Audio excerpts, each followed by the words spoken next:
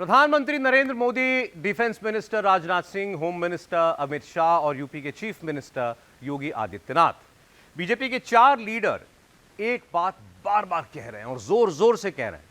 सबसे ज्यादा तालियां भी इसी बात पर बज रही हैं और वो बात है पाकिस्तान में घुसकर मारा और आगे भी मारेंगे।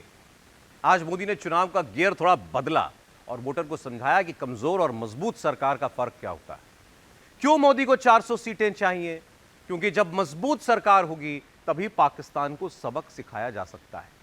पाकिस्तान सबसे ज्यादा डरता है तो इसी मजबूत सरकार से। मोदी तीसरी बार आएंगे तो फिर मारेंगे। यह खौफ पाकिस्तान के सर पर कैसे सवार हो गया है, देखिए।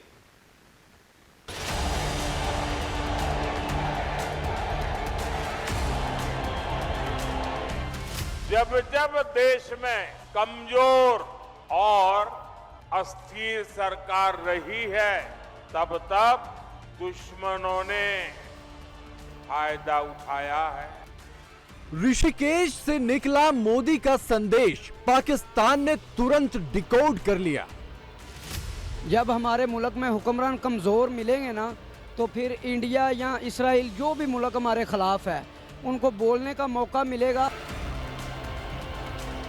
मोदी ने इशारा दिया, राजनाथ ने पाकिस्तान को डिटेल में समझा दिया। आतंकवादियों को कम से कम यहां पर इस प्रकार की हरकत करने की इजाजत हम नहीं देंगे। भारत सीमा के अंदर या बांध कर चलिए, चाहे उसके लिए जो भी करना पड़ेगा हम करेंगे। भारत ने अपने कार्ड बड़े खूबसूरती के साथ खेले, बातों से नहीं काम चलेगा। मोदी, योगी और 140 करोड़ का परिवार पाकिस्तान क्यों देखे बार बार? हम मोदी का परिवार है, हम मोदी का परिवार है, हम मोदी का परिवार है। कि पाकिस्तान कटोरा पकड़ के पूरी दुनिया में मांगता फिर रहा है, ये कहा है सीएम योगी ने। पाकिस्तान में आज सुबह से ये हेडलाइन चल रही है। हेडलाइन ये कि पाकिस्तान 1971 की तरह फिर से 2 टुकड़े हो जाएगा। कहने वाले हैं इमरान, जो खुद तो जेल में बंद हैं, लेकिन हजारों पाकिस्तानी इमरान बनकर उनकी हसरत पूरी करने के लिए सड़कों पर उतर आए हैं। हाल देखिए, इमरान पाकिस्तान तोड़ने का मन बना चुके हैं।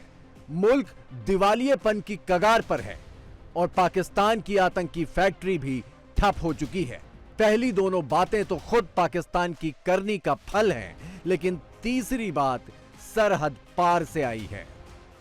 जब जब देश में कमजोर और अस्थिर सरकार रही है, तब तब दुश्मनों ने फायदा उठाया है। आज भारत में मोदी की मजबूत सरकार है, इसलिए आतंकवादियों को घर में घुसकर मारा जाता है।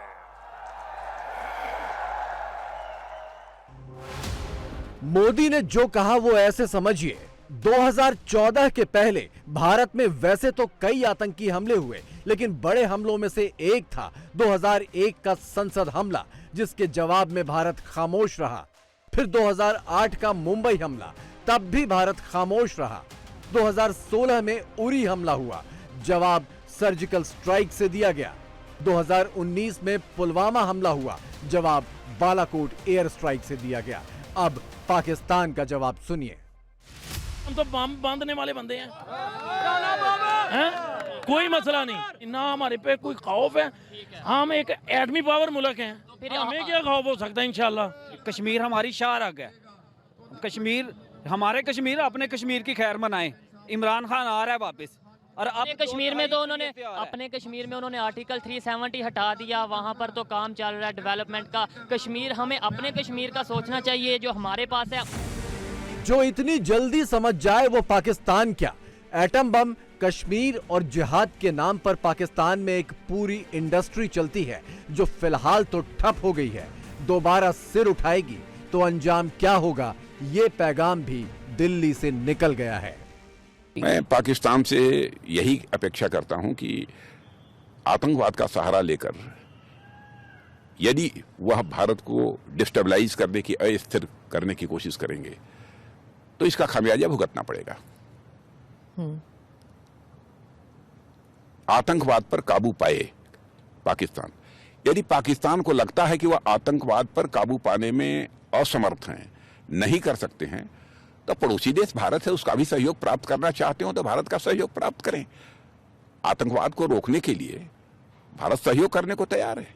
लेकिन वो तो कहते हैं कि आपने दरवाजे बंद कर दिए। और दूसरी चीज, हमारे वह पड़ोसी देश हैं और यदि उनकी मंशा साफ है कि आतंकवाद का सिलसिला बंद होना चाहिए, तो अकेले प्रयत्न करें उसे समाप्त करें या पड़ोसी देश भारत का सहयोग दे लें, दोनों मिलकर उसे समाप्त करें। क्यों नहीं समाप्त हो सकता? लेकिन अब उनकी मर्जी पर है। मैं एक सुझाव दे रहा हूं उनको। लेकिन रक्षा मंत्री के तौर पर आपने तो कहा कि हम घुस के मारेंगे। देखिए, आतंकवादियों को कम से कम यहां पर इस प्रकार की हरकत करने की इजाजत हम नहीं देंगे भारत सीमा के अंदर, या बांध कर चलिए, चाहे उसके लिए जो भी करना पड़ेगा हम करेंगे। और सीमा पार भी। अब चलिए देखेंगे क्या होगा। मोदी, योगी, राजनाथ और जयशंकर, भारत के चुनाव के दिनों में पाकिस्तान इनको कान लगाकर सुन रहा है और अपनी आतंकी हसरतों पर आंसू बहा रहा है, क्योंकि उसे पता है कि मोदी का नया भारत पाकिस्तान से उस दौर का भी हिसाब ले लेगा जब भारत की खामोशी का फायदा उठाकर सरहद पार से आतंक का एक्सपोर्ट चलता था। जो हिंदू नेशनलिज्म है, ये एक समझ लें कि एक नेशन बिल्डिंग प्रोजेक्ट है, ठीक है जी। Now it is there in India and Modi साहब जो है ना, is a poster boy of that Hindu nationalism project.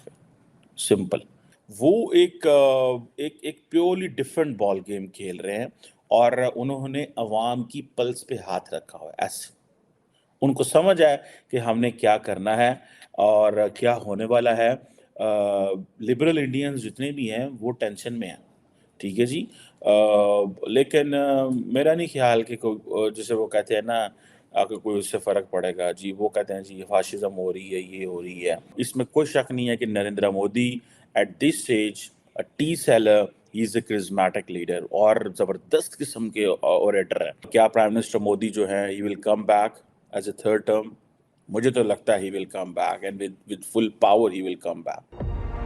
Pakistan ने ईद के दिन भी कश्मीर का ही रोना रोया।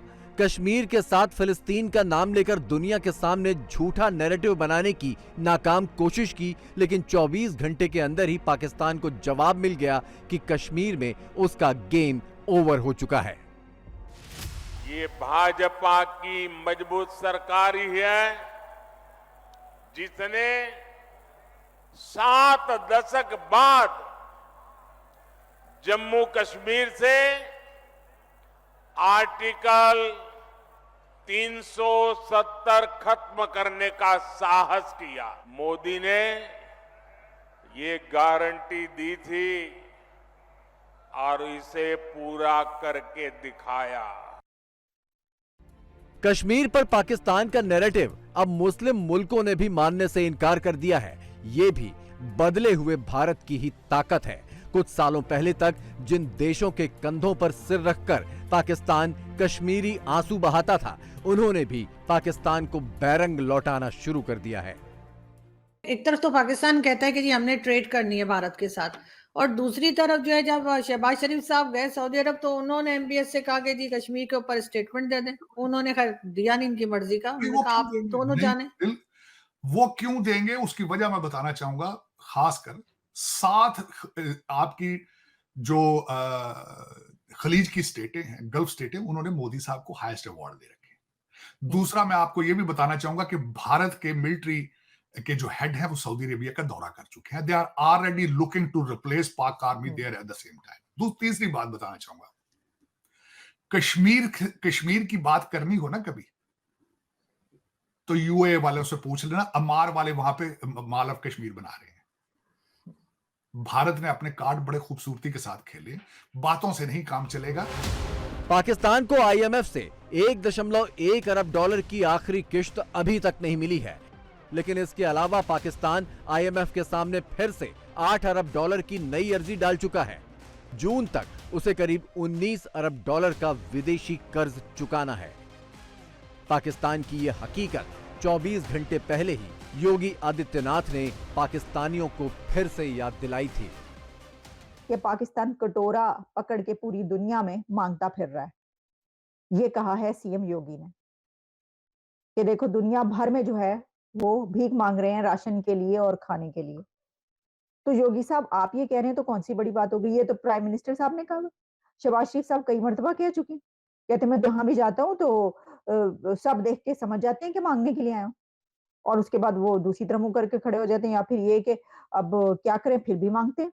आप सोचें, आप तो ये कह रहे हैं सिर्फ, है जी योगी जी, आप तो कह रहे हैं, आप सोचें जो बेचारा ये बंदा ये काम करता है उसके ऊपर क्या कयामत गुजरती होगी कि उसे पता है अभी वो सऊदी अरेबिया से मांग के आए।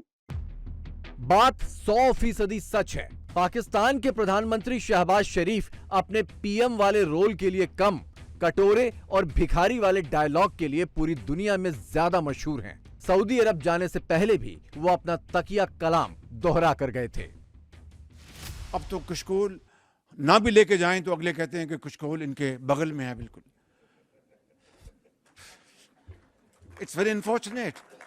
ये ताली बजाने का मौका नहीं है, ये मैं समझता हूं कि अपने गरेबानों में झांकने का मौका है कि वो कौमें आज हमसे कहाँ आगे चली गईं जिनको उन्होंने ना कभी कुशकोल उठाया था ना कभी तोड़ा था, और हमें आज भी हमें कर्जों की जो एक अंबार लगा हुआ। कमजोर सरकार और मजबूत सरकार का फर्क क्या होता है ये पाकिस्तानियों को अच्छे से पता है। वोट चोरी के बावजूद जोड़ तोड़ कर बनी शहबाज सरकार का इमरान समर्थकों ने उठना बैठना मुश्किल कर दिया है। हालात ये हैं कि शहबाज सरकार को फौजी बैसाखी भी संभालने में नाकाम हो रही है। अपने मुल्क की इस हालत के लिए भी पाकिस्तान भारत को ही जिम्मेदार बता रहा है। जब हमारे मुल्क में हुक्मरान कमज़ोर मिलेंगे ना तो फिर इंडिया या इसराइल जो भी मुल्क हमारे ख़िलाफ़ है उनको बोलने का मौका मिलेगा और वो अपनी साजिश लगा के बैठे होंगे, क्योंकि हुक्मरान जब जिस मुल्क में हुक्मरान मजबूत नहीं ना होते वो बाहर के मुल्कों के इशारे पे चलते हैं।